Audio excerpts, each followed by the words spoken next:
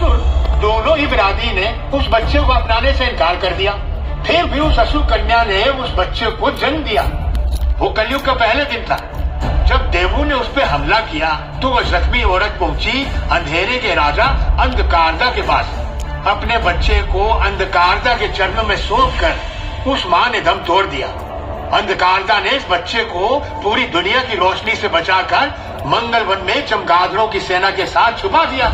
वो असुर अंधेरे में ही बड़ा हुआ। उसने शिव जी की घनघोर तपस्या की और उसका पागलपन देखकर भगवान उस पर प्रसन्न हुए। शिव जी ने उस असुर की मान पर उसे चिरंजीवी होने का वरदान दिया और ये भी कहा कि या तो वो खुद के हाथों से मर सकता है या उसका अपना अंश उसे खत्म कर सकता है। इसके बाद वो असुर ब्रह्मांड का सबसे शक्तिशाली जीव बन गया और यही था वधूसुर। फिर वधूसुर ने अमावस की रात पूरी चमगादड़ों की सेना के साथ देवों के खिलाफ युद्ध छेड़ दिया।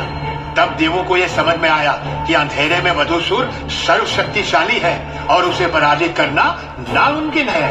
इसी चिंता को लेकर सब देवता भगवान विष्णु जी के पास मदद मांगने गए। विष्णु जी ने फिर एक अप्सरा वृक्षिणी के हाथों बिजली की शक्तियां देकर उसे मंगलवन भेज दिया।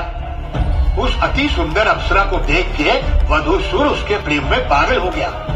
तब वृक्षिणी ने कहा कि वो उसे बिना शादी के नहीं छू सकता। वधूसुर मान गया, लेकिन वो वृक्षिणी का इरादा नहीं जानता था। उसे नहीं पता था कि वृक्षिणी ने वरमाला के अंदर खंजर छुपा के रखा है।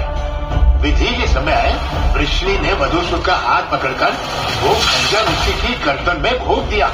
अचंभित और बेबस वधूसुर का शरीर वही कहीं जमीन के अंदर धंस गया। जहां उसका विशालकाय शरीर गिरा, वही जंगल में काला जादू करने वाले एक समुदाय ने उसका मंदिर बनाया। वो लोग उसको पुनर्जीवित करने का प्रयास करने लगे, लेकिन ऐसा ना हो इसलिए वृक्षिणी उसी मंदिर के पास